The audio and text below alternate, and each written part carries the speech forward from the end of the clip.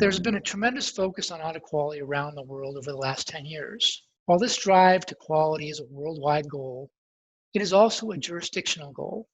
Each country wants robust and transparent oversight of the auditors or auditing companies listed on their respective jurisdictional exchanges. These auditors and the companies they are auditing may, on the one hand, reside in the same jurisdiction as the regulator, or they may be located in different jurisdictions than the regulator, but still be subject to the regulator rules. There is also recognition that many of these auditors are also using other auditors from different jurisdictions and executing their audits of a set of consolidated financial statements, whether that be within their network of affiliated firms or through the involvement of an unrelated firm. And when that's the case, regulators also would like to be able to inspect the work performed by those auditors and ensure the group auditor has maintained sufficient oversight of the work performed by those auditors in determining that it's appropriate for them to use that work in support of the group audit. When you think about a multinational corporation with operations in multiple jurisdictions, how the entity is organized, where it operates, the management reporting structure, and how financial information is processed and flows through financial systems and applications, the result is multiple challenges that group auditors face, including the fact there may be potential changes in auditing standards. So let's discuss group audits from an individual engagement perspective. One thing that you need to understand, really what we would call the sine qua non, are a couple of critical terms that relate to the execution of multi-jurisdictional audits. The group auditor is the auditor that takes ultimate responsibility for the reporting on the consolidated financial statements and, where applicable, rendering an opinion on ICFR. The buck generally stops with the group auditor, although in some limited instances in the US only, the group auditor may specifically reference a component auditor in the group auditor's report. Now, the group auditor uses component auditors to help in executing the audit. These component auditors, in the context of our discussion today, are located in various countries throughout the world. They may or they may not necessarily be affiliates of the group auditor, which presents a whole host of issues in and of itself. In the context of the consolidated financial statements, the group auditor tells the component auditor what to do on its behalf. The group auditor has a responsibility to supervise and review the work of the component auditor. There is a constant trade-off in the group auditor's mind between, can I do it better myself or should I delegate it?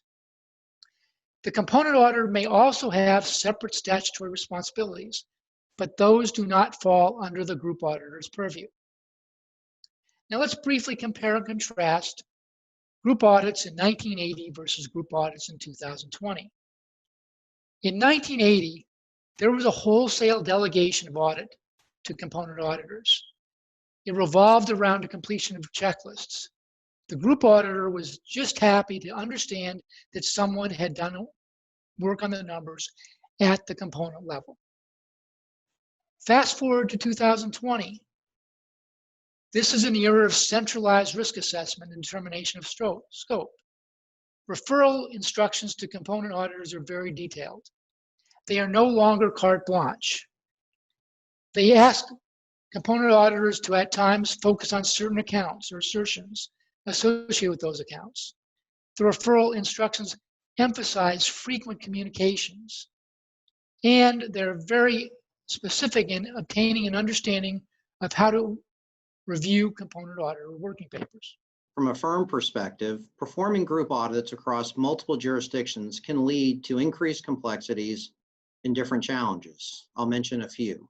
First, ensuring consistent quality and execution across a population of member network firms participating in the group audit, as well as non-affiliated firms which need to be used where there is no coverage in the firm or when used at the client's request, which may be the case when dealing with joint venture arrangements.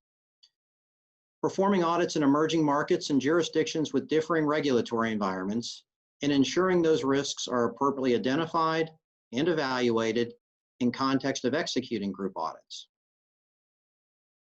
Identification of resources with the appropriate knowledge and experience of auditing standards and financial reporting requirements relevant to the group audit, whether it be PCAOB standards, the ICES, US GAAP, or IFRS.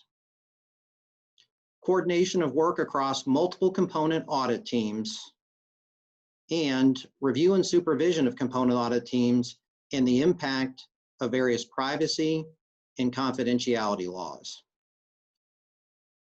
All these lead us to focus on what the regulators are interested in and concerned with, whether that be at the individual engagement level through the normal inspection regime, or at the firm level in its system of quality controls and how quality is achieved and maintained across a formal or informal network.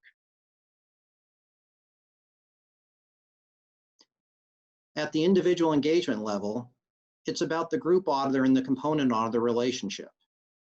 Can the regulator get access to all sets of working papers? Can they understand and obtain evidence of how supervision and review is executed by the group auditor? And can they verify the work performed by the component auditor was done in accordance with the instructions issued by the group auditor? At the firm level, it includes areas such as independence compliance, whether related to the provision of non-audit services or personal independence considerations related to staff members participating in the group audit. Firm training programs and monitoring of compliance with training requirements, as well as the firm's internal inspection program.